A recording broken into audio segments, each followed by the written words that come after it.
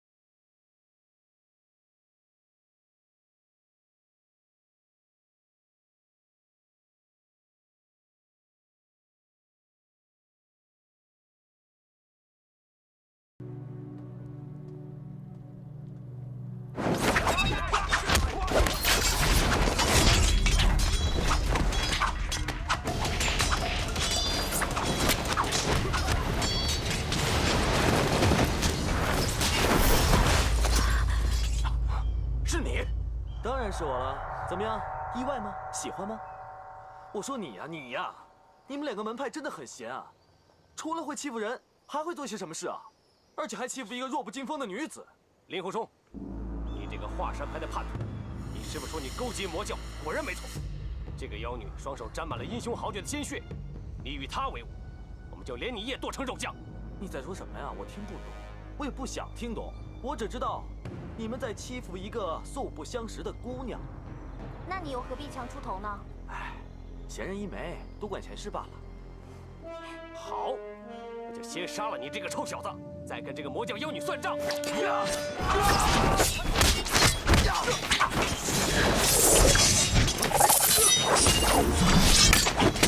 多谢。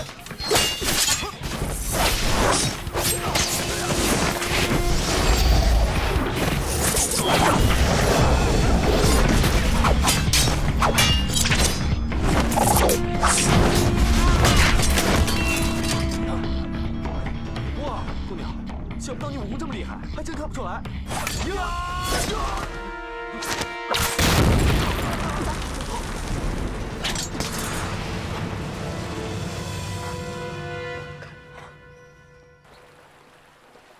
哎呀，热死了！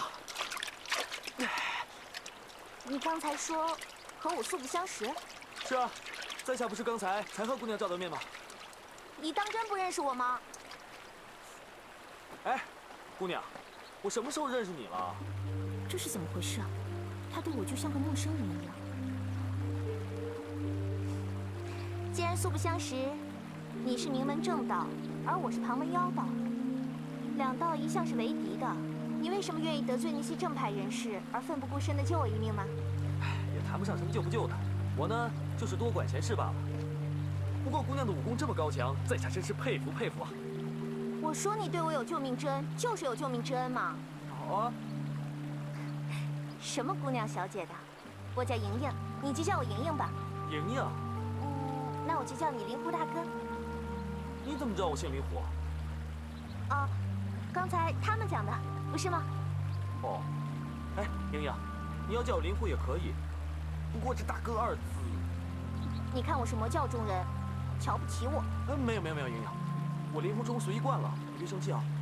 哎，不不过不知道为什么见到你就有一种亲切感，而且你的声音特别好听。如果这里有酒的话，我就跟你喝一杯。那我们去买吧。好啊，走。走。灵狐大哥，你还没有告诉我，你为什么会在这里出现啊？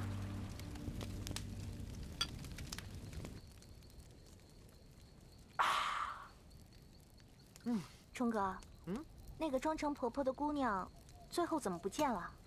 我也不知道。她为我付出实在太多了，几次救我的性命，又在绿竹巷教我弹琴，五霸岗上又召集各路朋友来帮我，我令狐冲真是死也难报。原来他把东方不败认成是我了。这个东方不败到底要做什么呀？好在我已经得到了爹爹的消息。哎，冲哥，你身上的伤怎么样了？灵鹫寺的和尚有没有帮你治好？有没有把易筋经传授给你啊？没有，生死由命，随他去吧。我令狐冲呢，要是在死之前可以喝上一壶好酒，也算是值得了，对吧？喂，姑娘，你真的不用为我的内伤而担心。我令狐冲多活一天呢，就算赚一天。我搞不好死了之后，比活着更痛快。幽冥之事，究属渺茫，能不死当然不死最好了。我不管，反正我欠你一条命，这条命我一定还给你，要不然我心里总是不舒服。哎，你怎么了，冲哥？没事，我体内的真气又开始作乱了，好难受。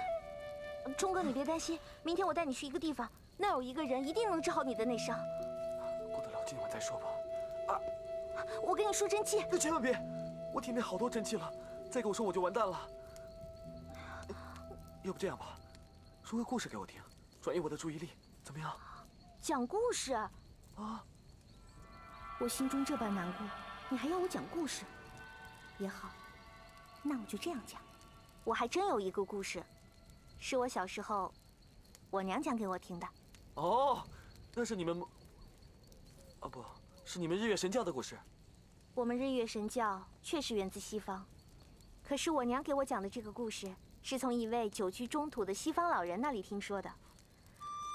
传说在西方有一个大国，叫做福临国，国内有一位学问极深的圣人，圣人的座下有一位年轻的侍者，叫做尼摩多。尼摩多，好奇怪的名字啊。有一次啊，尼摩多出去游玩，捡到了一件非常精美的衣服。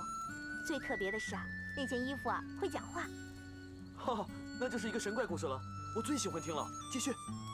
你要是再说，我就不讲了。好，我不打岔，你接着讲。这件衣服啊，口吐人言。他说他自己是福临国蜀国一位小郡主的衣服，可是这个小郡主被妖人的妖法囚禁，必须有人把这件衣服交到小郡主的手里，才可以破得妖法，小郡主才能获得自由。尼摩多心生侠义，便爬过琉璃山，淌过沸水河，千辛万苦，终于把这件衣服交给了小郡主。妖法一破，这个小郡主对尼摩多心生爱慕，便要嫁给他。是吗？哎，这真是个好故事啊！这个尼摩多还真是好福气啊！如果故事真的就这么结束了，那当然是皆大欢喜了。可是事情啊，并非如此。怎么了？这个尼摩多不愿意娶她啊？尼摩多当然愿意娶了，只是要回国向圣人禀明才能成婚。谁知道那个妖人居然向尼摩多施了妖法，只要他一离开小郡主，他就会昏迷。等他醒过来的时候，就会把小郡主忘得一干二净，怎么都想不起来。冲哥，如果你是小郡主，你会怎么办啊？要是我的话，我就去找那个尼摩多，找他问个清楚。我也是这么想的。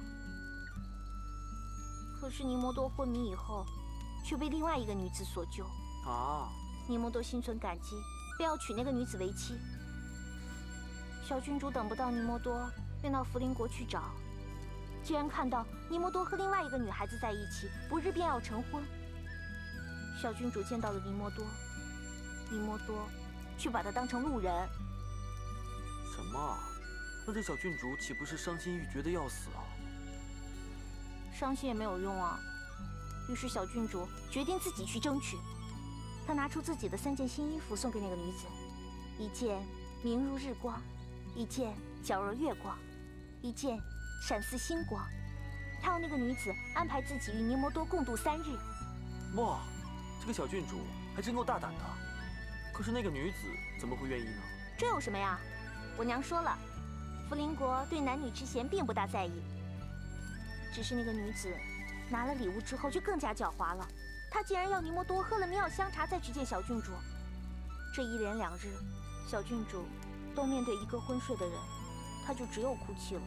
哎，她还真是好脾气。要是我，一剑把她扎醒了再说。我也想扎醒她呀。扎我干嘛？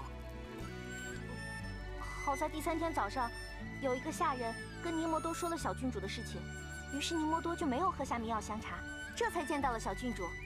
他们回忆起了往日的情谊，就立马成婚了。那个冒名顶替的女子拿到那3件新衣，也开心的不得了。是吗？嗯。哇，这真是个好故事。我听完之后啊，体内的真气好了许多，那种剧痛感觉全部都消失了。真的？嗯。哎，冲哥，我们从这儿到你明天疗伤的地方路程还很远，要不你快去休息吧。好啊，那休息吧。嗯。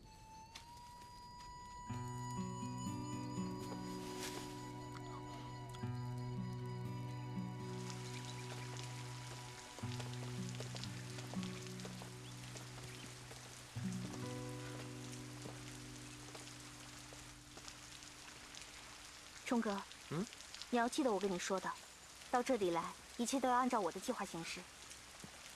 知道了，营养。叫我左依依。哦，左依。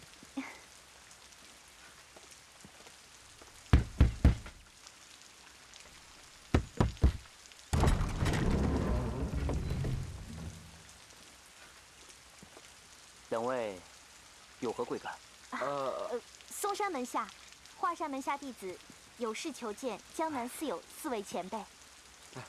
我家主人从不会客。哎，这兄台且慢。这是嵩山派左盟主的令牌。江南四友和五岳剑派素无来往，就算左盟主亲自到来，我家主人也未必接见。嗨，我爹的这个令牌只不过用来吓唬吓唬人。你们江南4位前辈是何等高人啊，怎么会把这块令牌放在眼里呢？只不过晚辈一直无缘拜见4位前辈，所以把这个令牌当成信物而已。阁下是左盟主的女儿？正是。我也没什么名气，你当然不认识我了。想当年，丁兄在祁连山单掌降4霸，一剑双雄，是何等的威风！小女子啊，实在是佩服。小事一桩，何足挂齿。看不出左姑娘还真是见识广博呀。武林中啊，沽名钓誉之徒甚多，而有真才实学、做大事又不愿意宣扬的清高之士却十分难得。一字殿见丁坚大哥，小女子啊仰慕已久。客气客气客气。我爹爹说了，这一次来到梅庄，有事想请教4位庄主。不过晚辈知道，这一趟来不一定能见到4位庄主，但是能见到丁大哥，我也已经不枉此行了。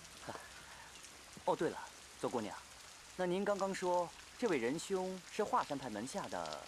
啊，他是我大哥，他可是当今华山掌门岳不群的师叔辈。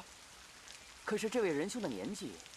他年纪当然比岳掌门小，不过他可是风清杨老前辈唯一的传人，剑法之精，华山无人能及。好，敢问2位高姓大名？我叫左依依，他叫风二中。二中。哦，幸会幸会。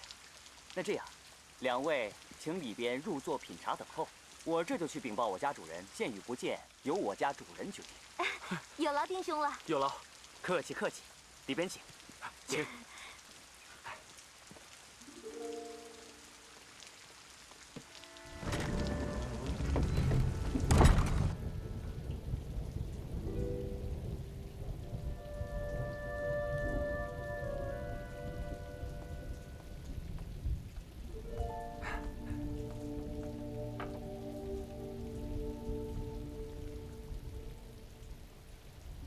风风大哥，你看这画虽然是寥寥数笔，却气势非凡。哎，我一见这“醉”字啊，我就十分喜欢。这字里面好像蕴藏着一种极高的剑术。风兄，想不到您还真是剑术的名家呀。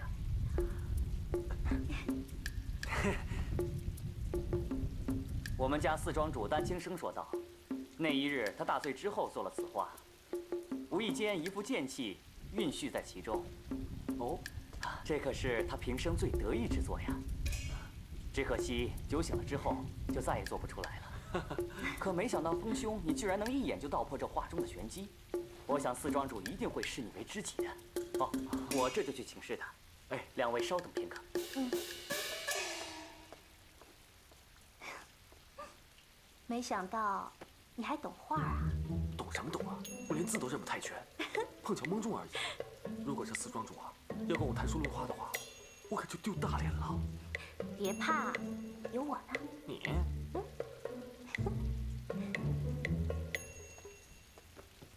庄主，这位便是华山的风大侠。一看您泼墨笔法，便看出了其中蕴含有一套剑术。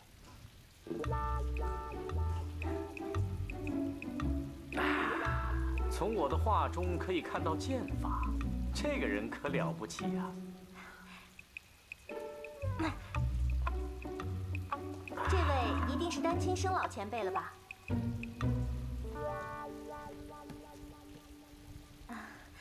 我叫左依依，他是我的大哥风二中。在下风二中。你会画画和使剑吗？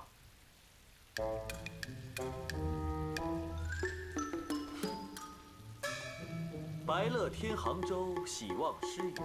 红袖之林花事叶，清奇沽酒衬梨花。这个喝梨花酒啊，一定要用翡翠杯。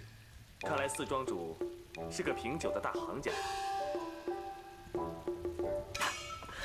同道中人，兄弟，朋友。兄弟我呢，好酒、好画、好剑，人称三绝。三绝之中呢，以酒为首，丹青次之，剑道为末。来，兄弟，我请你喝个痛快。好，来来来，好。左姑娘，请。嗯。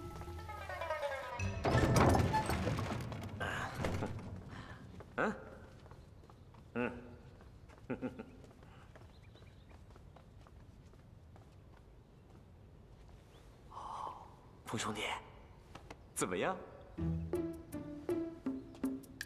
啊，这里竟然有三锅头的陈年汾酒。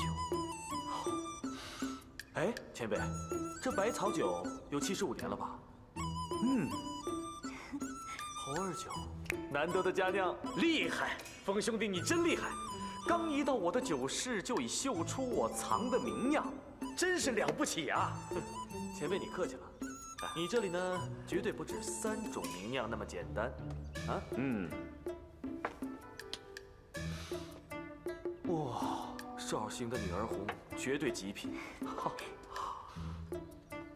啊，不得了不得了！西域吐鲁番的葡萄美酒，4蒸4酿，当今世上绝无仅有。风兄弟，我这吐鲁番的4蒸4酿是藏于木桶之中，你都能闻得出来，神乎其技，神乎其技呀！前辈，这等好酒，就算是藏于数丈以下的地窖，也能闻得到它的酒香啊。好，那我们现在就来品尝这葡萄浓酒，来。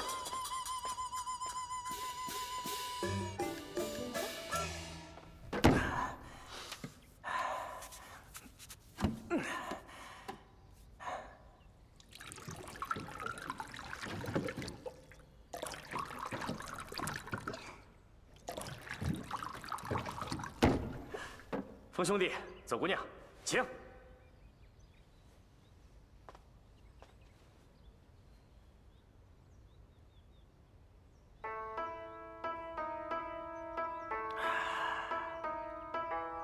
风兄弟，此酒如何？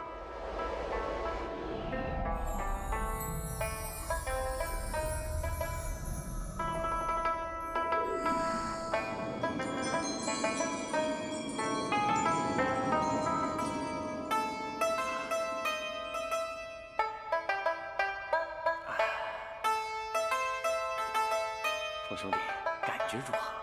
好，这酒的味道，好像出嫁的少女，又好像风月中的老手，心中有尘，尘中有心，可以说是绝妙之味。好，来。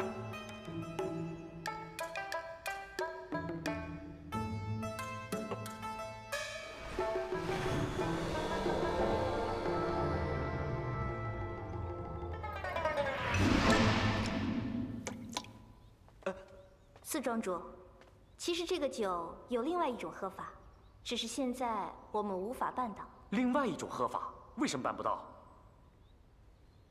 我曾经喝过此酒，当时天气寒，那个九国的前辈拿了一大块冰，把这个酒放在冰上。这个葡萄浓酒一经冰镇，别有另一番滋味。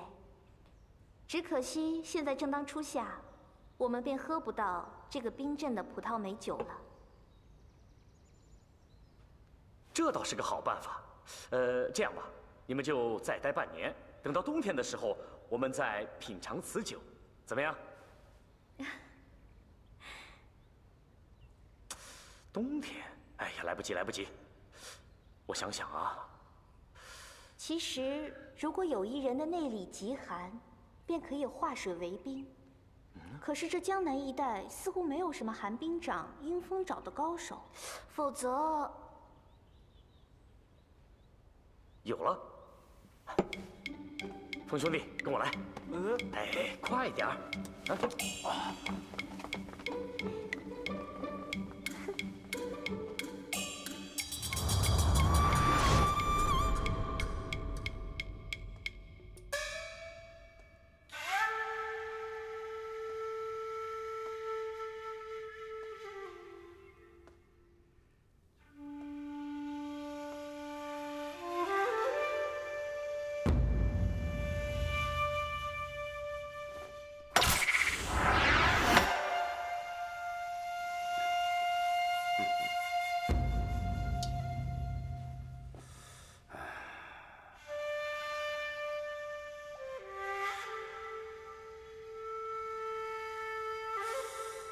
这黑子冲又冲不出去，做又做不活，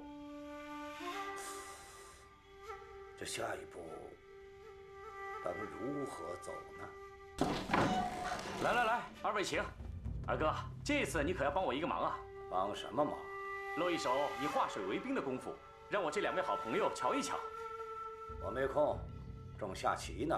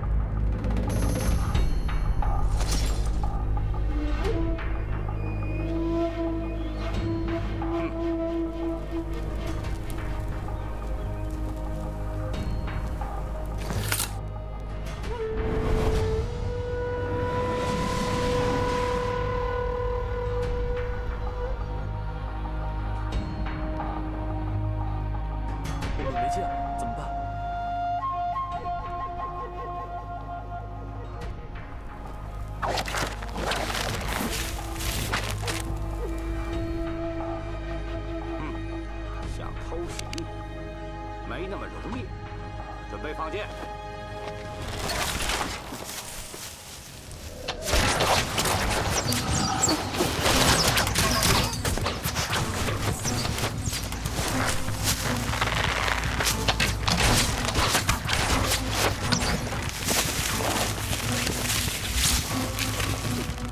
剑是有，可是人手不够。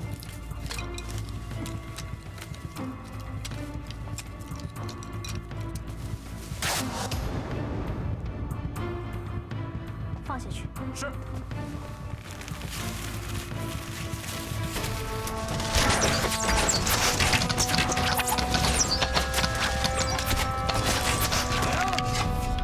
不要再射箭了。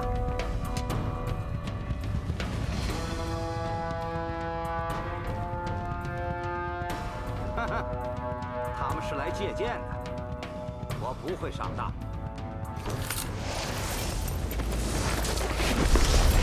他们使的这叫草船借箭之计。快上，快上，快上！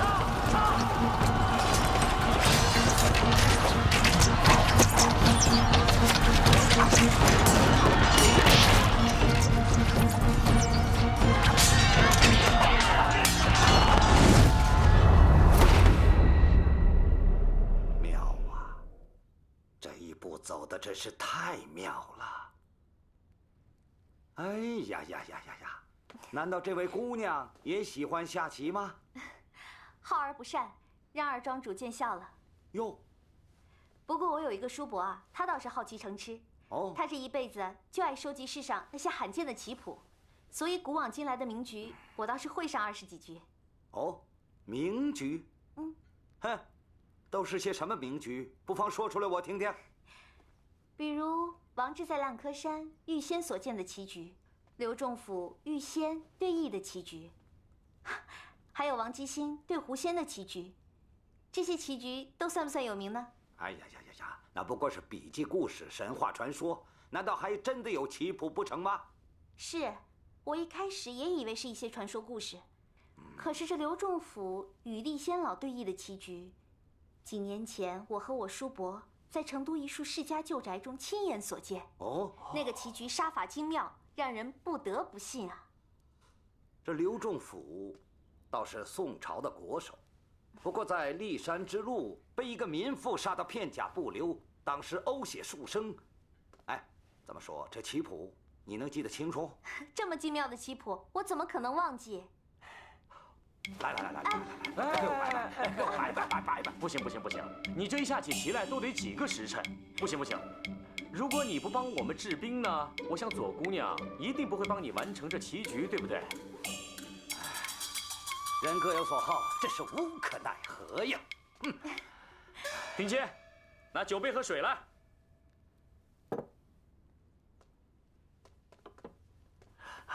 二哥，请。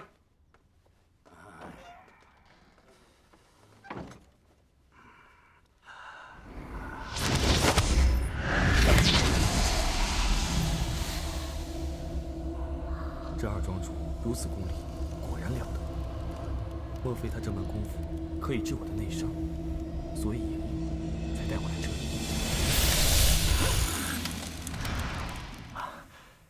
谢二哥。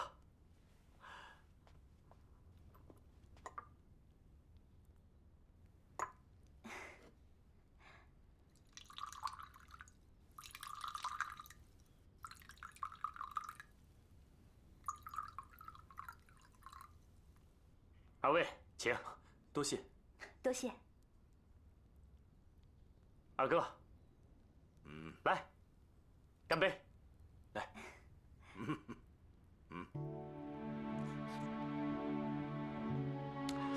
哦，这味道果然是不一样啊！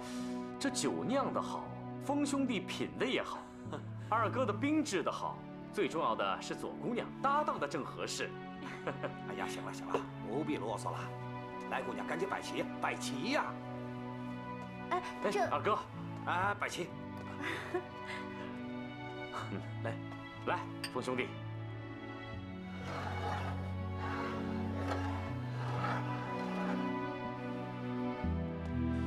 哎呀，妙啊，真是绝妙啊！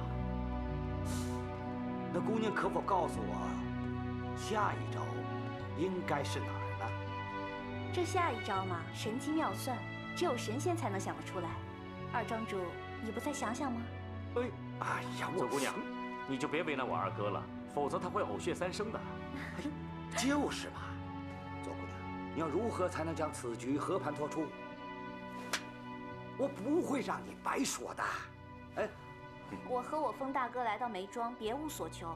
二庄主这么说，就把我们说的小气了。哎呦，在下失言，得罪。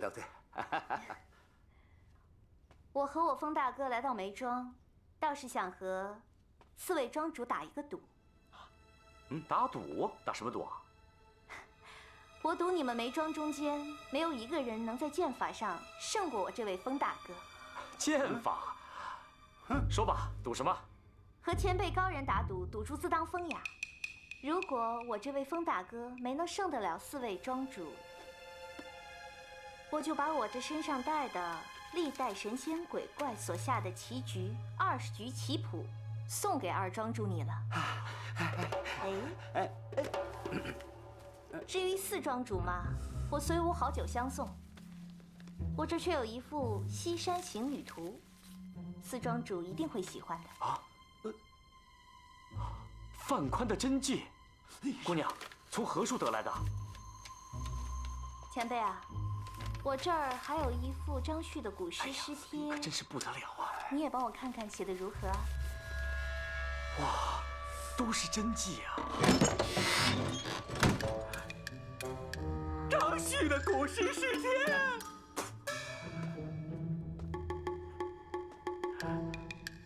二位，这是我三哥秃笔翁，痴迷于书法，不在我对字画之下。真迹，张旭的神迹啊！再看一看呗。不行，只要你们4位庄主能胜得了我风大哥，这字画嘛就是你的，你爱看多久呢，就看多久。莹莹此举，只怕权势早有预谋。也罢，但是如果你们输了，除了把这些东西送给我们之外，拿什么送我大哥呢？我这儿有一本古往今来无双无对的《笑傲江湖》曲谱，我想大庄主一定会喜欢。笑傲江湖，笑傲江湖，这本《笑傲江湖》，我不是亲手给了东方姑娘。笑傲江湖，古往今来无双无对。姑娘，你有点说大话了吧？难道这曲谱还能胜过失传已久的广陵散吗？不过你姑娘拿出来的几件赌珠、棋、书、画，这琴谱可见不一般呐。不过，姑娘所说这个《笑傲江湖》有什么惊世绝伦之妙处吗？这《笑傲江湖》曲谱并不是古人所作，而是今人所创，所以几位庄主没有听过也是在情理之中。这曲谱是琴箫合奏，琴韵悠闲，箫声通神，这些都可以暂且不说，只是在中间采用了广陵散长曲中最精妙的一大段，这就足以让天下善琴者为之动心。4庄主，那你说这算不算宝贝？自嵇康死后，广陵散从此不传，谁还能引出这其中的一段呢？左姑娘，你有点欺人之言呐。这《笑傲江湖》琴曲部分的作者好琴成痴，他说过，嵇康一死，天下便没有广陵散。也就是说，在西晋之后，广陵散固然淹没，那西晋之前呢？于是他就去挖掘所有西晋之前善琴人的古墓，有志者事竟成，挖了10几个古墓之后，终于在东汉蔡邕的墓中寻到了广陵散的原曲。哎呀，智勇双全，了不起啊！当他拿到原曲之后，他便和另一位善于吹箫的高手一起，花了数年心血，创作出了这部《笑傲江湖》。可惜天有不测，两人却在同一天双双毙命。这广陵散从此又归湮灭，可是这本《笑傲江湖》却留了下来，勾陈古曲之绝，开创新音之妙。你们说，难道这不算无双之宝吗？这段故事是屈长老和刘师叔在衡山告诉我和夷陵的，而我又在洛阳绿竹巷中说与东方姑娘和绿竹前辈听。除此之外，天下更无第5个人知道此事。莹莹是怎么知道的？曲谱又怎么会在莹莹手中？当然是无价之宝啊！若是我大哥知道，有这等神奇的曲谱，自然也会欣喜若狂啊！不过，若是我梅庄之内没有一个人能胜得了这个风少侠，那我们输的又是什么赌注呢？我和我风大哥来到梅庄，不求一事，不求一物，只希望我风大哥来到武学巅峰之所，和几位比试一下。如果侥幸得胜，我们什么都不要，扭头就走。好，好啊！这位如花似玉的姑娘说得好啊。倘若像我一样俊俏的风兄弟真能赢了我们梅庄四友，尤其是我，那可算是名震江湖了。我和风大哥这一次梅庄论剑，无论谁赢谁败，只要有半个字泄露出去，我和我风大哥不得好死，猪狗不如。四弟啊，轻点。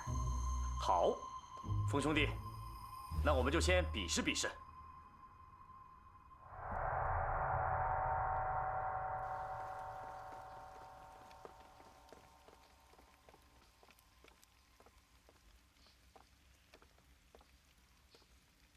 风兄弟，你的剑呢？拜访梅庄，未敢携带兵器。顶尖，是。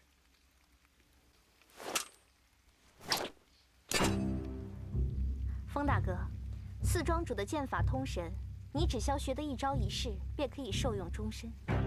那是自然。请，且慢。这梅庄之中，丁坚也会使剑，何必四弟亲自出手呢？不错，只要是你们梅庄的人能在剑法上胜得我这位风大哥，就算是我们输。风大哥，这位丁坚先生人称一字电剑，他的剑法之快，世上罕见。你就先领教这位丁坚先生的剑法，也是受益无穷的。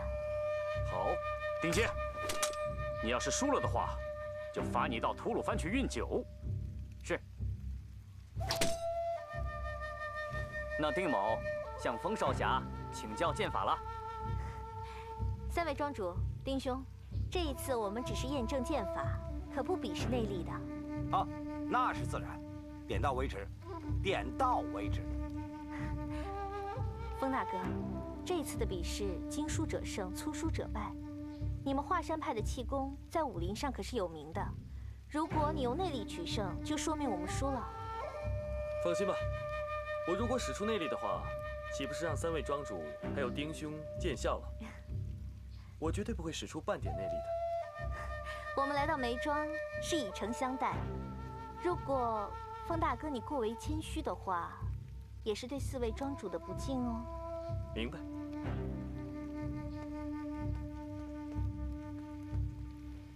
风兄，请。丁兄，请。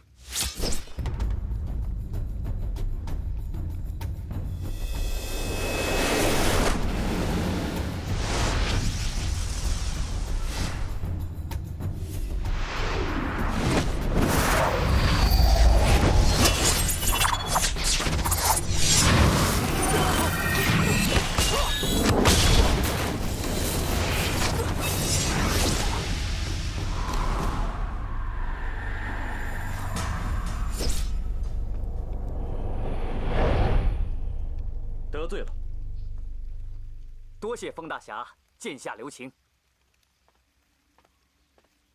风兄弟果然剑法精奇，顶尖。四庄主，帮我备酒，等我和风兄弟比试之后，还要痛饮一番。是。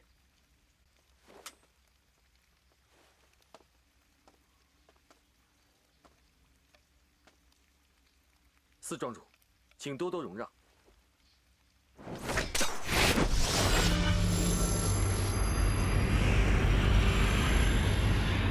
他自称第一好酒，第二好画，第三好剑，剑法必定是极精的。